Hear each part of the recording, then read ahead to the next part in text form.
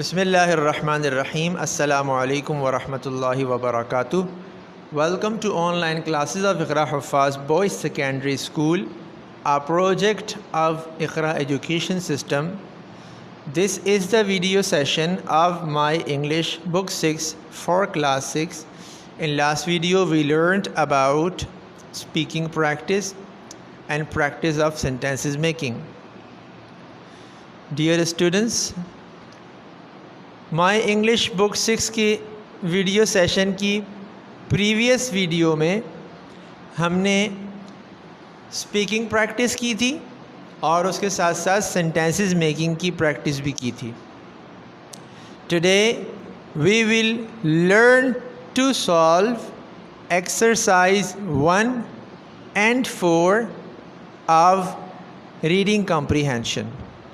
आज की वीडियो में हम रीडिंग कॉम्प्रीहेंशन की exercise number 1 and exercise number 4 को सॉल्व करने के तरीका सीखेंगे. तो चलिए हम चलते हैं एक्सरसाइजेस को सॉल्व करने के लिए. Dear students, this is exercise number 1. ये हमारी एक्सरसाइज नंबर 1 है एंड बहुत ही सिंपल एंड बहुत ही इजी ये एक्सरसाइज है. इस एक्सरसाइज में आपको बहुत ही सिंपल सा एक टास्क दिया गया है. वो टास्क क्या है देखते हैं.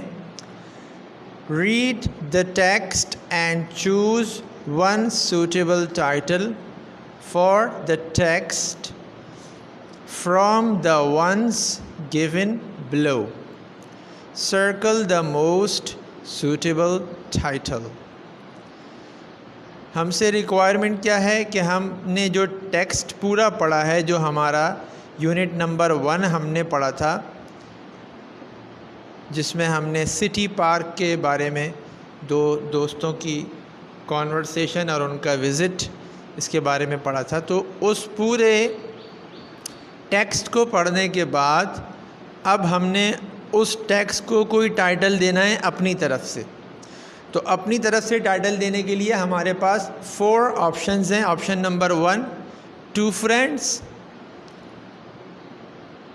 के इस जो हमारा लेसन, जो हमारा यूनिट नंबर 1 गुज़रा है, इसको हम टाइटल अगर देना चाहें तो ये टाइटल दे सकते हैं 2 फ्रेंड्स, या फिर ब्यूटीफुल पार्क, या फिर keeping public places clean. Beautiful park मतलब खूबसूरत बाग, और कीपिंग पब्लिक प्लेसेस क्लीन के पब्लिक प्लेसेस को जहाँ पर लोग सैर व तफरी के लिए जाते हैं उसको साफ़ सुथरा रखना. और नंबर 4 ऑप्शन है संडे आउटिंग, इतवार के दिन सैर व तफरी के लिए बाहर जाना. तो अब इन चारों में से हमने किसी एक ऑप्शन को सेलेक्ट करना है. आपके पास 10 सेकंड्स हैं. ज़रा सोचिए, पूरे लेसन का रिव्यू कीजिए अपने माइंड में कि उसके लिए 2 फ्रेंड्स का टाइटल ज़्यादा सूटेबल रहेगा क्योंकि उसमें 2 दोस्त भी थे, अब्दुल्ला एंड हमज़ा. या फिर ब्यूटीफुल पार्क का टाइटल भी हो सकता है क्योंकि उसमें पार्क बहुत खूबसूरत था, वहाँ पर वो सैर तफरी के लिए गए थे. नंबर 3 पर कीपिंग पब्लिक प्लेसेस क्लीन, ये भी हो सकता है कि पब्लिक प्लेसेस को साफ़ रखना क्योंकि इसमें सारी बात ही वो हुई थी, उसकी स्टार्टिंग ही वो थी.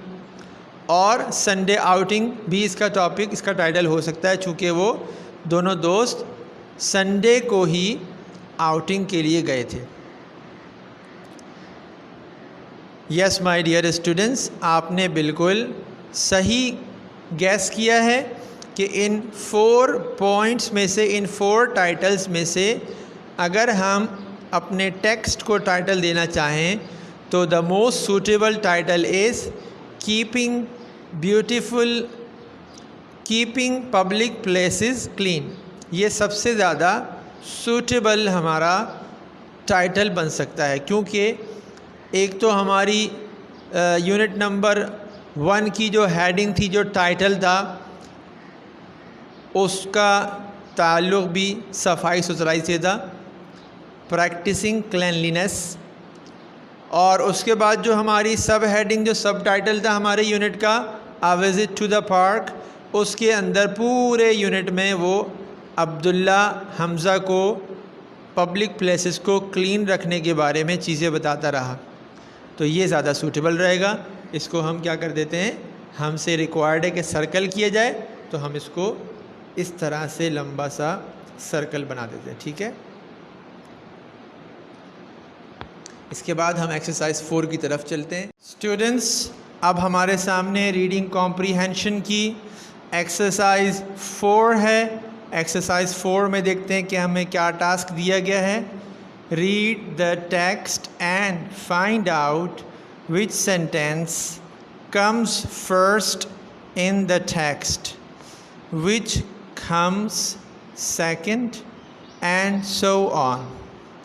हमने सेंटेंसेस को पढ़ना है जो यहाँ पर दिए हुए हैं, और हमने ये देखना है कि इनमें से कौन सा सेंटेंस हमारे टेक्स्ट में, हमारी यूनिट नंबर 1 में अ विज़िट टू द पार्क में पहले आया था, कौन सा उसके बाद आया था।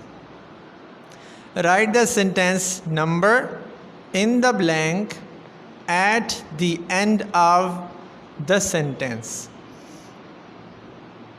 उसी हिसाब से उसका नंबर उसके सामने यहाँ ब्लैंक में लिखते जाएंगे। ठीक है, the first one has been done for you as an example. एक सेंटेंस आपके लिए सॉल्व करके दिया है। See they stop outside the park to buy some ice cream. इसको नंबर 1 दिया है, ये बुक में पहले से है। इसके बाद सारे हमने ख़ुद फाइंड आउट करने हैं कि कौन सा सेंटेंस पहले आया है, कौन सा बाद में आया है। दैट मीन्स कौन सा अब 1 के बाद नंबर 2 होगा, कौन सा नंबर 3 होगा। ठीक है, तो चलिए स्टार्ट करते हैं। सबसे पहले तो ये हो गया कि वो दोनों दोस्त आइसक्रीम लेने के लिए पार्क के गेट पर रुक गए, फिर वो बातें करते हुए, आइसक्रीम खाते हुए पार्क में एंटर हो गए। एंटर होने के बाद सबसे पहला काम क्या हुआ था कि अब्दुल्ला ने हमज़ा को समझाया था कि उसको कचरा यहाँ वहाँ नहीं फेंकना चाहिए। ठीक है, तो यहाँ पर हमें सेंटेंस नज़र आ रहा है F पर, you should not throw your ice cream wrapper on the ground. I think कि आपको भी ये आइडिया हो गया होगा कि ये वाला सेंटेंस उनके पार्क में दाखिल होने के बाद अब्दुल्ला ने हमज़ा से बोला था। तो हम यहाँ पर नंबर 2 लिख देते हैं। मैं पेंसिल से कर रहा हूँ स्टूडेंट्स, लेकिन आप लोगों ने इस एक्सरसाइज को पेन से सॉल्व करना होगा बुक के अंदर ही। इसके बाद जब अब्दुल्ला ने हमज़ा को ये बात कही थी, उसके बाद क्या हुआ था, उसके बाद हमज़ा ने कोई जवाब दिया था अब्दुल्ला को। अब्दुल्ला की बात पर हमज़ा ने अब्दुल्ला को जवाब दिया था और उसने कहा था कि एक रैपर फेंकने से तो कोई फ़र्क नहीं पड़ता। वो यहाँ पर लिखा हुआ नज़र आ रहा है, throwing a single wrapper will not make any difference. तो आई होप कि आपको भी बिल्कुल याद आ गया होगा। और ये बी के सामने जो ब्लैंक है, इसमें मैं नंबर 3 लिख रहा हूँ। आप पेंसिल से नहीं लिखेंगे, आप लोग पेन से लिखेंगे। ठीक है, इसके बाद जब अब्दुल्ला को हमज़ा ने ये जवाब दिया कि एक रैपर फेंकने से कुछ फ़र्क नहीं पड़ता, उसके बाद आगे क्या होता रहा कि उसके बाद फिर उनकी बात आगे चलती रही और अब्दुल्ला ने कहा था हमज़ा से कि इससे फ़र्क पड़ता है। अगर हम एक एक रैपर का पीस फेंकते जाएंगे तो वो पूरा कचरे का ढेर बन जाएगा पार्क के अंदर। स्टूडेंट्स, याद आ गया होगा ना आपको। तो ये देखिए नंबर ए पर ये सेंटेंस हमें लिखा नज़र आ रहा है, if we all throw single pieces of trash it will soon create a rubbish heap in the park. तो इस सेंटेंस को हम ए को नंबर 4 दे देते हैं। आप इसको पेंसिल से नहीं, पेन से इसको सॉल्व करेंगे।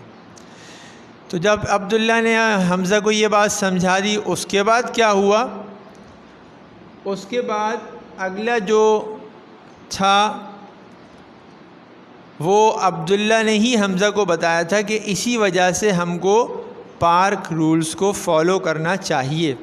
तो अगर हम देखें तो यहाँ पर नंबर डी पर लिखा हुआ है therefore we must follow the park rules here. I think कि आपको ये भी याद आ गया होगा इंशाल्लाह। नंबर 5 इसके आगे लिख देते हैं, नंबर 5, ठीक है।